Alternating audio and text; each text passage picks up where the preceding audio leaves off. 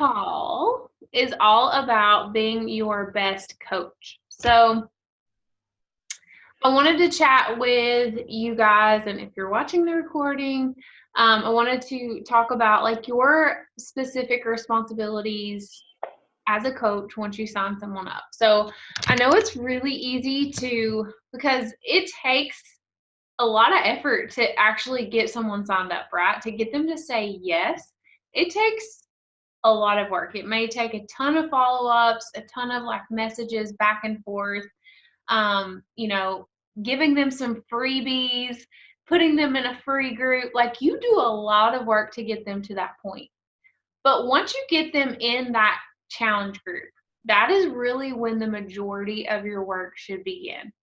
So I want you guys to keep that in your mind. Like, don't get so excited that you've added someone to a group and they've purchased a challenge pack and they're in it now. Now you have taken on an even greater responsibility as their coach to help them get to where they need to be. And that is like the time when you go even 110% harder with them than you do when you're, helping them actually say yes and getting them on board to get into the group. Okay. So just like you would send them all the messages, you would follow up with them all the time, you would give them free value, right? Like that's what we're constantly doing on our pages to show people like this stuff really works. This is a lifestyle. These are at-home workouts that are convenient, that you can actually, stay consistent in.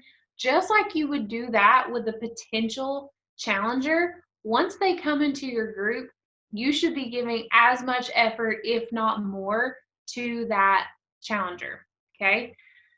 So the real work begins when they come into your group and you are responsible for following up with them consistently. So the main thing that you need to be doing is the weekly check-ins. So if you are a coach and you have challengers, I should always see coaches tagging their challengers. That's the main thing as far as checking in with them, because I know you guys that, and I'm just talking to everybody who's watching the replay and everything. I feel like I need to talk to a bigger audience, but I'm talking to all you replay people. I know that it's really easy for us to say, I don't know where my girls are. Like I've checked in with them or I tagged their name, but they're still not in the group. There are going to be a lot of people who don't comment in the group, but it's your job as a coach to reach out to them even outside of the group and private message them, to get them involved. So here's my method of the weekly check-ins, which is every Monday. I give them until Tuesday, like usually Tuesday morning. I have it written down in my calendar, and I would suggest that you guys do the same thing. Every week on your calendar for Tuesday, I would write check-ins. I always write that so that I don't forget, oh yeah, I need to go through and tag all of my girls who haven't already responded. And I like to give them until Tuesday because, Monday's the day that you want them to check in, but you're kind of giving them a little bit of extra time because things happen. If Wednesday, if I tag them and they still haven't responded to the check-in, that's when I would go and I would direct message them and I would say, hey girl, and I would say to them, I tagged your name in the group, but I didn't see your response. So I just wanted to check in with you and see how you were doing. How was last week for you? So I want them to know, like, I haven't seen you in the group, but I still want to check in with you. So it's kind of like putting that, in their court, like, this is your accountability, but I'm still giving you an extra little push. And usually like 98% of the time, my people will be like, oh yeah, I forgot, or I had this going on or whatever. I'm doing good, yada, yada. And they check in with me there. So that's good enough for me. Like, at least I know that I've heard from them, and they're on track. And this is where, like, I want you guys to really think about your response to them, because as a coach, Rachel Hollis said this on a podcast or something that I've read of hers, and she said, there are a ton of people out there who are willing to be your cheerleaders. Like, there's so many, motivational books that you can read, and public figures out there who are so willing to give that encouragement and be your cheerleader and be in your corner and be like, you got this, girl. And while that is part of our job as a coach, our biggest role as a coach is to challenge you, right? And that's what she says. Like, I am not here to be your cheerleader. I am here to help you change your life. I am here to challenge you and to give you sometimes a little bit of tough love. And when I heard her say that, I was like, that's what we are as coaches, and as her being a motivational speaker, like, she shoots it straight, and people love her for that because she's real and she's raw and she puts it in your face. And sometimes, I know this is not everybody's personality, but sometimes, well, the majority of the time, I would say, that's what people want from us. When they sign up with us, they're not only signing up for all the tools and resources, but they're also signing up because they know you're behind the screen and you're going to hold them accountable, right? So they want that tough love. They want that person to say, girl, where are you at? What have you been doing? I haven't seen you post. You're not working out. Like, what's going on? In your own tough love kind of way. People need that. And this is something that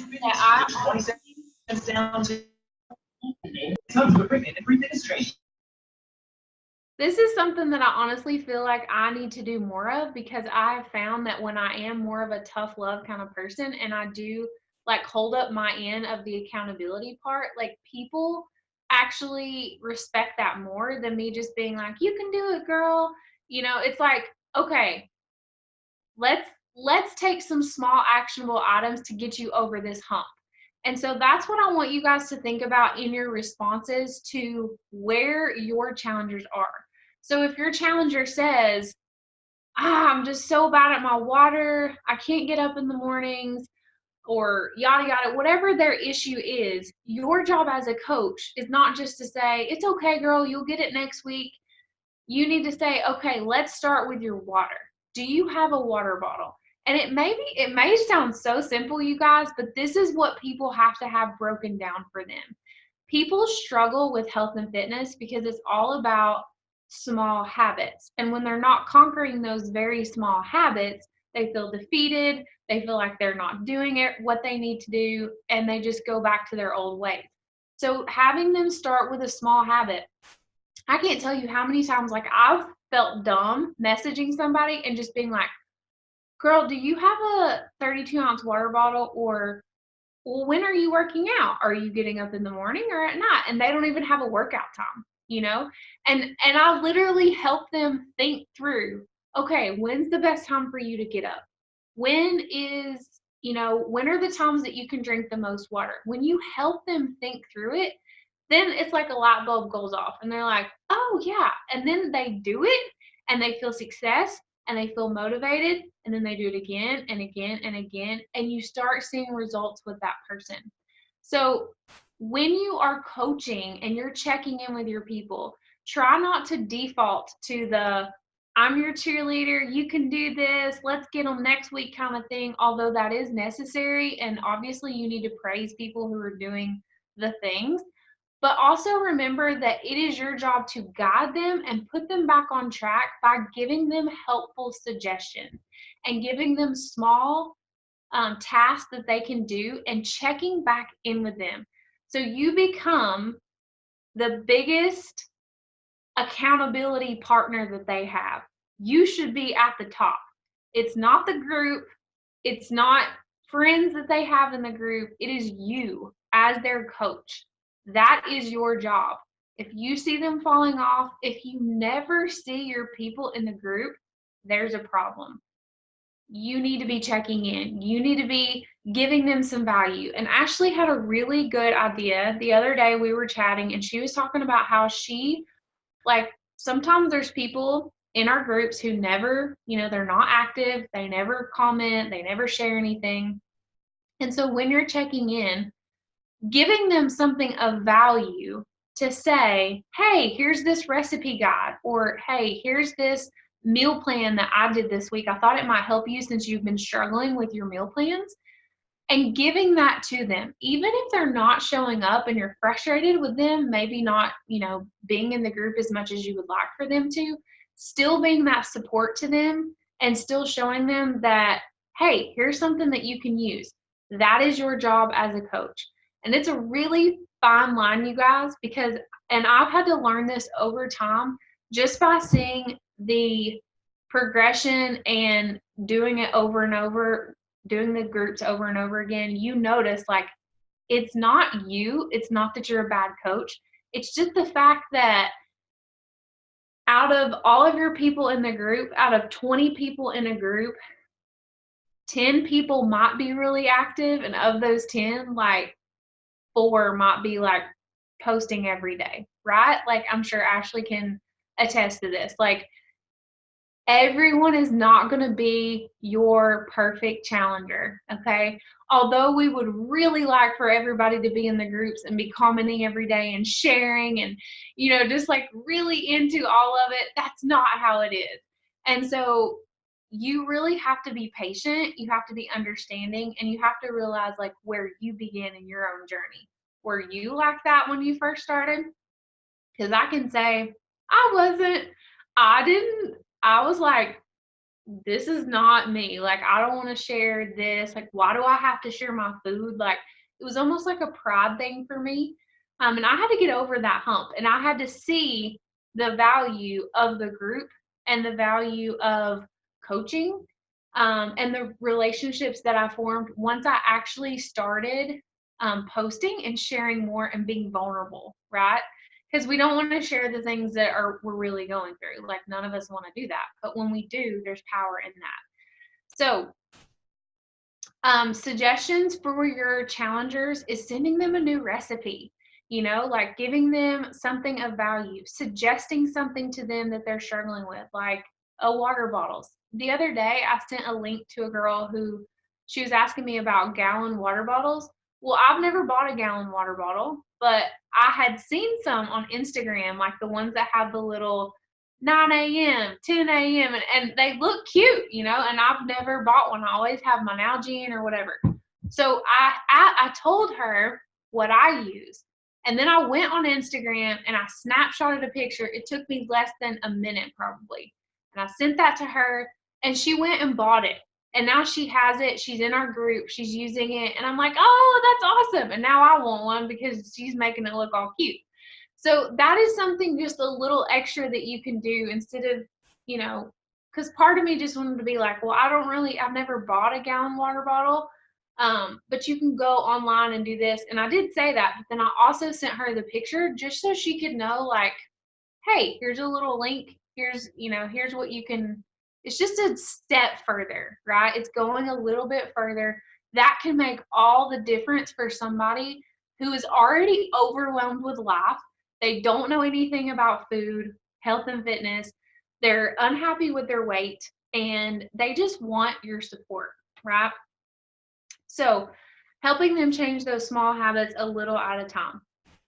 So the weekly check-ins are huge. You should be tagging your challengers every single week. And if you don't see them throughout the week, but they're still commenting on the weekly check-ins, tag them during the week. We do all kinds of engagement posts. Sometimes there's like water challenges in there. A lot of times with this new Pixel and Hue content, there's a lot of engagement posts, and it's all about, like, there's a question at the end, like, what's your goal today, or there's all kinds of stuff. So you could just tag their name and say, hey girl, what are your water goals today, or what's your favorite, whatever the post is about. Just tag their name and get them involved that way. It doesn't have to just be about health and fitness. So trying to bring them in that way. And also another thing that I wanted to make sure you guys have seen in our group is the success guide. Have you guys seen that in the group? We actually changed it up for all of us as just like a generic guide to send, and that thing is gold. So referring people to resources that they can use, tagging their name underneath that success guide if they have a question about how to set up their Beachbody on Demand or whatever. I personally sent all of my clients the success guide before the group even started. Even my old Stacy, I sent you one. You're like a coach, and I sent you one because I'm like, hey, this is for everybody. This is a good reminder of all the things. So I sent that to every single person who is in my group because I wanted them to have that. I wanted them to know, like, hey, we created this resource for you, and here it is, and a lot of times all these little steps that we take with our challengers, like, only take a few minutes to do, right? So directing them to the units, the success guide, sharing your recipes in the units. As a coach, it is not just your role to comment every day with your sweaty selfie and answering the post. That's awesome, and you need to do that. But also remember that your job as a coach is to be giving value as well. So are you sharing a recipe with what you're eating that week? Are you actually showing your food? So your challengers, because you better believe your challengers are watching you. They're not only watching everybody else in the group, but they are especially watching you. They want to know what you're eating. How are you doing on your journey? Did you lose weight that week? Like, they're watching you. You are like on this pedestal, and they want to see your success and know that they're in good hands. And they need to be able to come to you if they have a question about nutrition or anything else. So giving that value throughout the week, even just a helpful little hint of or tip of, anything, it could be something so simple, is going to be really, really helpful to your challengers and then everyone else in the group. So, and that's what I mean, it's really easy, especially through the holidays, to slack on that. And that's one of my goals this this year, is to have, like, because I used to do that more. I felt like I used to show my food a lot more, and I would, even attach the recipe in the group, and that would cause more conversation, and people would be like, "Ooh, what is that?" And it's so easy to just like post your sweaty selfie and just be like, "Ah, I got my workout in today." But if you're actually posting something of value, like with the food, or just a little tip, or even a motivational, picture or something, like, it provides so much more for the group than just saying like, hey, I got this done, checking that off. So as a coach, and challengers, that's what they do. That's perfect for them. But as a coach, adding more value is super important. So in your daily post and interacting, doing that, I think, puts you in the coach realm. And also, just wanted to remind you guys that the whole reason we're doing this call and talking about this is because your challenge groups are the heart of where your coaches come from, right? What you are doing in the groups is showing the potential coaches in the group what they can be doing, okay? And if you're not putting everything into those challengers, and you're not offering all those little bitty tidbits of value and supporting them and keep checking in on them and not letting them fall through the cracks and giving them some tough love every now and then and doing all of those things, you could potentially miss out on an amazing coach who has started their journey, seen amazing success, fallen in love with this process, made amazing friends along the way, and cannot say no to this opportunity and to be on your team. That's how important it is that you invest in the challenge groups. And I have to tell you guys, there have been so many coaches who have come out of nowhere. They were challengers in my groups that I thought they would. I've had people go away and come back and then been successful coaches.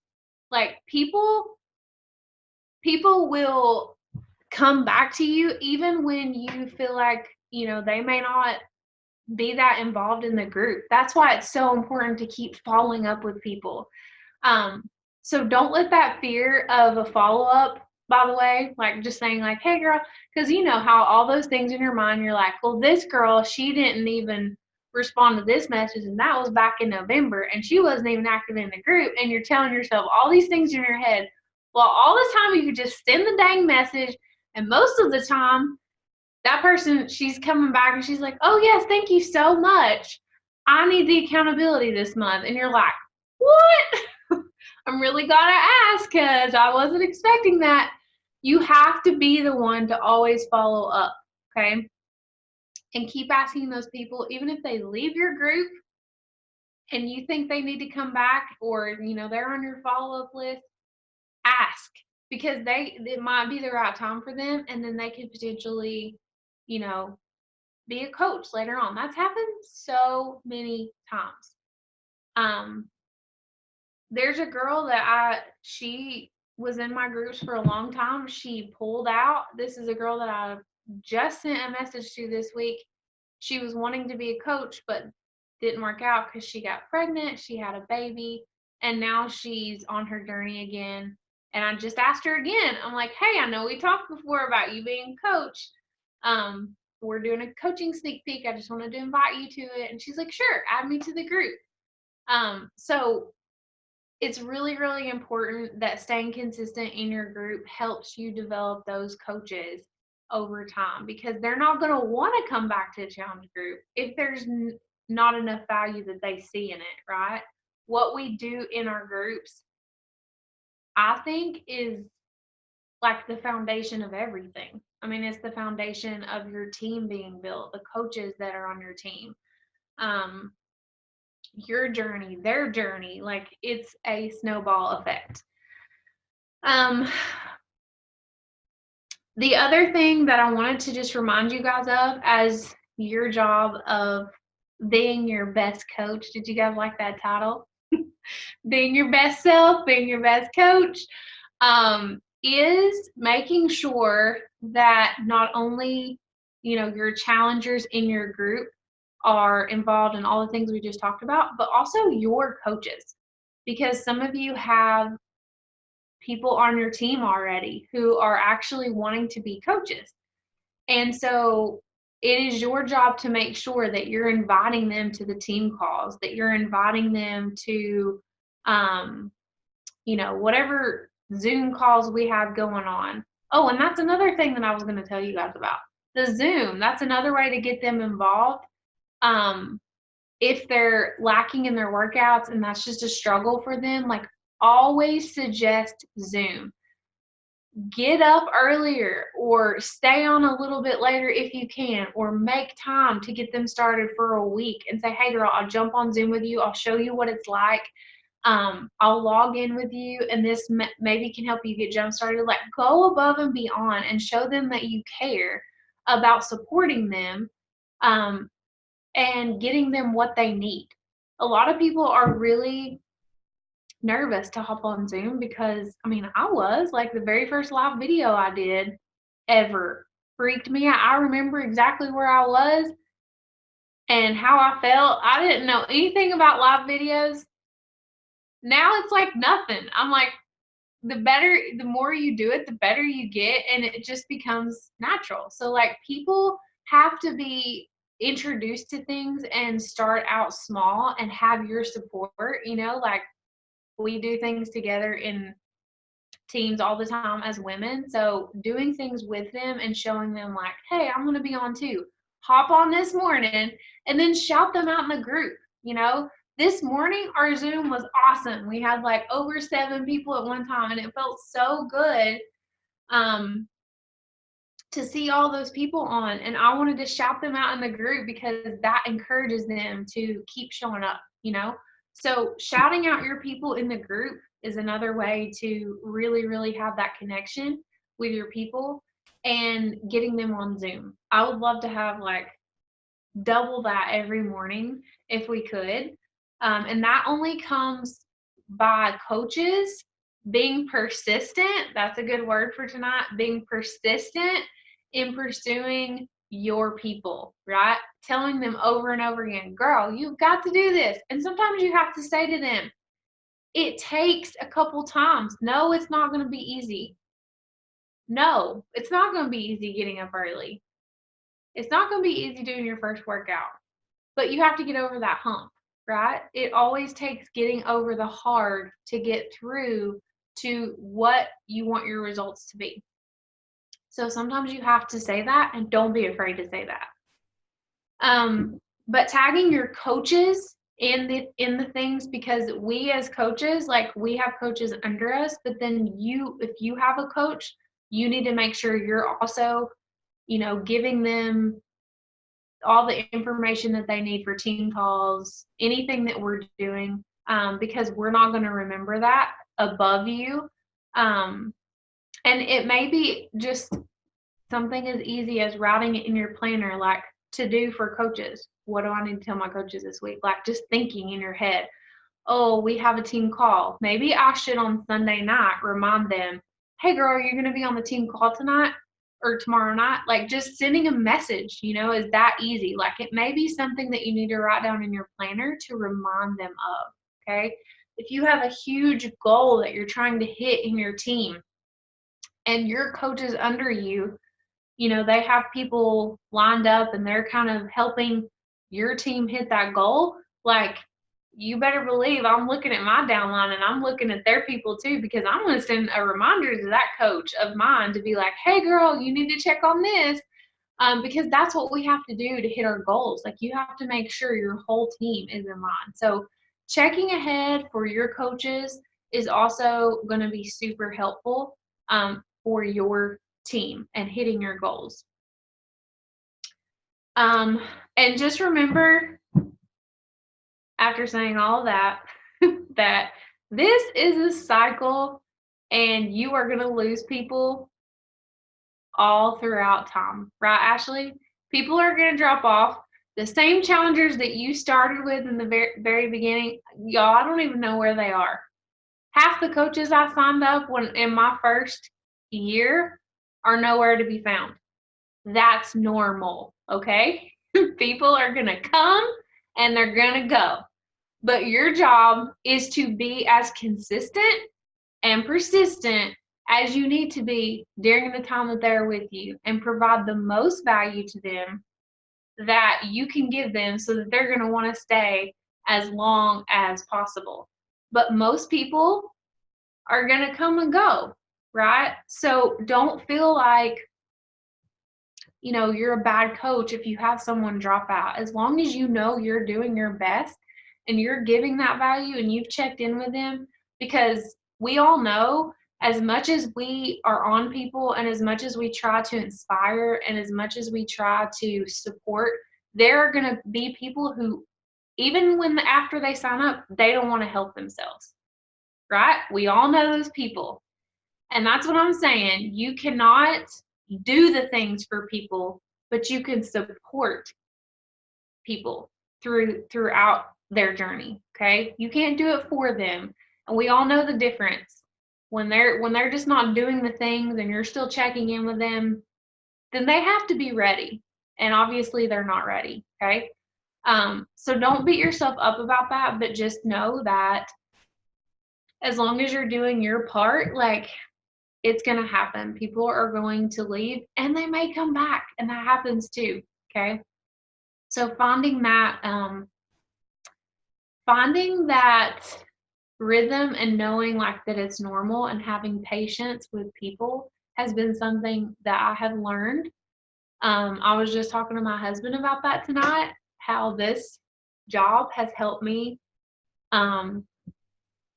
really learn patience, and not just what I want, but I have to remember, like, how our team flows, and when things happen is the best timing, right? So that's all I have. I think we have 9 minutes. Does anybody have questions about anything that I mentioned, or any ideas of anything that you were thinking of as I was talking about being your best coach?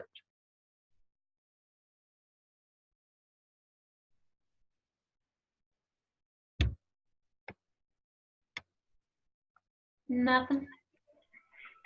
I know I need to do a better job. When you were talking about all this, I feel like some of my gals I've kind of just let go, and I haven't checked in with them. So I'm like, yep, I need to do a better job of just being there for my coaches. The ones that are kind of like Lisa, I'm pretty connected with, but a couple of the others I don't follow up as much as I should. So good tips. Oh, good. I'm glad you got something out of it. Yeah. Lisa and I are actually getting ready to do a free group together. I'm super pumped about that.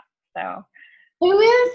Lisa. I asked her, she wants to do a free group, so her and I are going to do one together, like the end of this, end of January. So that's going to be kind of her first big, like she hasn't, kind of scared to put her foot out there. So. That's awesome on your part to think to like invite her and get her going with that, because that's another thing as when you have coaches under you, like you kind of have to help them along and suggest things to them. So the fact that you're doing that with her is amazing. Yeah. That's going to be good. Yeah, no, it's good. So I'm excited. Yeah. Ashley, were you going to say something? Yeah, I was just going to say it's really hard to be your best coach when you're not doing the things and following the meal plans and doing the workouts. And I've been through a lot of different seasons in my life in this past year with being pregnant and then having Braylon. And sometimes I'm not following the meal plan, or when I couldn't work out for the first 4 weeks after she was born, like I found it really hard to be a coach because I felt like I couldn't give value because I wasn't doing anything, so like if you're not following the meal plan, how can you give advice to somebody on how to follow it when you're not even doing it yourself, right? If we're trying to help and provide all these resources, like you have to be doing the things too. And showing them that you're doing it by showing up in the group like Joy mentioned and showing pictures of your food and everything. But I have just found that it's really hard when you're going through those seasons and you're not following the meal plans. It's really hard to be your best coach because then you don't come across that way to your downline and to your clients. And that's where they kind of start to fall off. Which has been obviously something that I work on all the time with all the different seasons I've gone through, but just a reminder too for us to keep working on ourselves, on our journeys, because it's really hard to fake it as a coach. That is so true. That is so true. Yeah. The whole basis of what we do is our journey first. So it's really hard to contribute to the challenge groups and do all the other things when we're not consistent. So that's a really good point. Anybody else have anything? All right. Well, thank you guys so much. Stacy, I love your little schoolroom that you're in. It looks like a little schoolroom. It's so cute. All right. Might sit here and do some follow-up, so like I'm in class. I love it. I love the commitment, girl. Love it. Yeah. Caitlin, it's good to see you on here too. But if you're watching the replay, and if you have questions about anything that we talked about, just let us know. And remember that your contribution to your people and the value that you give continues so much further than just selling that challenge pack.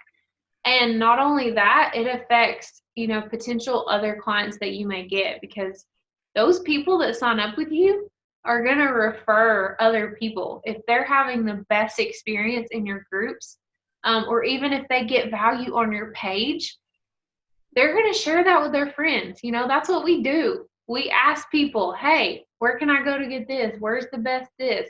People are always going to refer, and you want your name and what you're putting out to be something that someone wants to come back to or bring other people on to. So, all right, well, I'm going to go ahead and close this out. Ashley, you can send us the recording, and thank you guys for hopping on. Hope you guys have a good rest of your Monday. Bye, you guys.